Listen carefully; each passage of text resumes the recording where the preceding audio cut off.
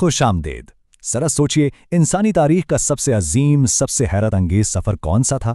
आज हम उसी सफ़र की बात करेंगे, यानी हज़रत मोहम्मद मुस्तफ़ा सल्लल्लाहु अलैहि वसल्लम की शब महराज की। ये सिर्फ एक वाक़या नहीं, बल्कि ये वो लम्हा है जब कायनात के उसूल बदल गए, जब एक इंसान अर्श इलाही का मेहमान बना।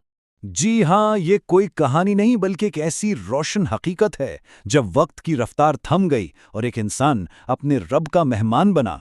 यही तो थी शब महराज, और ये सफ़र था हमारे प्यारे नबी हज़रत मोहम्मद मुस्तफ़ा सल्लल्लाहु अलैहि वसल्लम का, तारीख़ इंसानियत का सबसे अजीम और अनोखा सफ़र। लेकिन देखिए, इस आसमानी सफ़र की बुलंदी को समझने के लिए हमें पहले उस गहरे गम को समझना होगा जो इससे पहले आया था। क्योंकि कहते हैं ना, हर बड़ी राहत एक बड़ी आजमाइश के बाद ही मिलती है। तो आइए इस सफ़र के पसे मंज़र को जानते हैं। ये वो वक्त था जिसे तारीख़ आमुल हुज़न यानी गम का साल कहती है। आप सल्लल्लाहु अलैहि वसल्लम ने अपनी सबसे बड़ी हमदर्द, अपनी अहलिया हज़रत खदीजा रदियल्लाहु ताला अन्हा और मक्का में अपने सबसे बड़े मुहाफ़िज़ चचा अबू तालिब दोनों को खो दिया था। आप सोचिए, जब हर तरफ से मायूसी थी, तब अल्लाह ताला ने अपने महबूब को तसल्ली देने के लिए ये अज़ीमुश्शान मौजज़ा और आसमानों का सफ़र एक तोहफ़े के तौर पर अता फरमाया।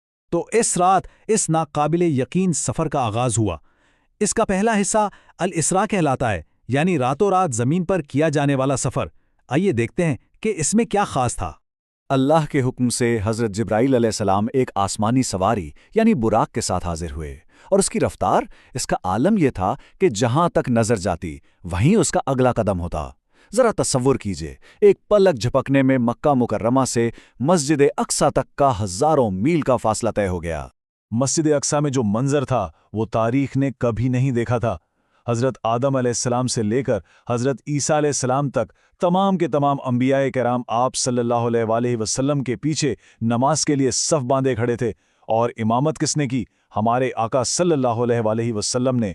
ये गोया एक इलाही ऐलान था कि अब से इंसानियत की क़यादत हमेशा के लिए हज़रत मोहम्मद सल्लल्लाहु अलैहि वसल्लम के सुपुर्द कर दी गई है। ज़मीन का सफ़र तो यहाँ मुकम्मल हुआ, लेकिन असल सफ़र तो अब शुरू होना था। यहीं से महराज यानी आसमानों की बुलंदियों की तरफ चढ़ने का सिलसिला शुरू हुआ। नबी करीम सल्लल्लाहु अलैहि वसल्लम एक के बाद एक सातों आसमानों के सफ़र पर रवाना हुए। हर आसमान पर आपका इस्तकबाल एक अजीम नबी ने किया। पहले पर हज़रत आदम, दूसरे पर हज़रत ईसा अलैहिस्सलाम और याहया अलैहिस्सलाम, और इसी तरह सातवें आसमान पर हज़रत इब्राहीम अलैहिस्सलाम से मुलाकात हुई। लेकिन छठे आसमान पर हज़रत मूसा अलैहिस्सलाम से मुलाकात बहुत ही अहम थी। उन्होंने उम्मते मुहम्मदी सल्लल्लाहु अलैहि वसल्लम के लिए जिस गहरी फ़िक्रमंदी का इजहार किया, वही बाद में नमाजों की तादाद में कमी का सबब बनी। अब हम इस सफ़र के उरूज की तरफ बढ़ रहे हैं, एक ऐसे मकाम की तरफ जहां वक्त और जगह की सारी हदें ख़त्म हो जाती हैं। एक ऐसा मकाम कि जिससे आगे बढ़ने की हिम्मत कायनात के सबसे मुकर्रब फरिश्ते में भी नहीं थी। सिदरतुल मुंतहा, ये वो आखिरी सरहद थी जहां पहुंचकर फरिश्तों के सरदार हज़रत जिब्राईल अलैहिस्सलाम भी रुक गए। उन्होंने अर्ज़ किया, अगर मैं इससे एक कदम भी आगे बढ़ा तो जल जाऊंगा। लेकिन अल्लाह के महबूब सल्लल्लाहु अलैहि वसल्लम का सफ़र अभी बाकी था। आप तन्हा आगे बढ़ते गए। ये वो मुक़द्दस और अजीम मुकाम था जहां नबी करीम सल्लल्लाहु अलैहि वसल्लम अल्लाह ताला के कुर्बे ख़ास में पहुंचे। ये एक ऐसी हकीकत है, एक ऐसी मुलाकात है जिसे इंसानी अक्ल पूरी तरह समझने से भी कासिर है। उस बेमिसाल मुलाकात में अल्लाह ताला ने इस उम्मत के लिए 3 अजीम तोहफ़े अता किए। ये वो तहाइफ हैं जो आज हम सबकी ज़िंदगी और ईमान की बुनियाद हैं। आइए देखते हैं कि वो क्या थे। जी, ये वो 3 अजीम इनामात थे जो मेराज के सफ़र से उम्मत के लिए लाए गए। पहला, नमाज, जिसे मोमिन की मेराज कहा गया, यानी अल्लाह से मुलाकात और बातचीत का ज़रिया। दूसरा, सूरतुल बकरा की आखिरी आयात, जो दुआ, हिदायत और हिफाजत का एक अनमोल ख़जाना है।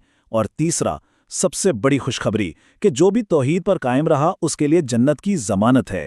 तो सवाल यह है कि इस अजीम सफ़र, इन मुलाकातों और इन तोहफ़ों का आज हम सब के लिए क्या पैगाम है? इससे हमें क्या सबक मिलता है? देखिए, ये वाक़या हमें ज़िंदगी के कई गहरे सबक सिखाता है। ये बताता है कि नमाज सिर्फ़ एक इबादत नहीं, बल्कि हर मोमिन की अपनी महराज है।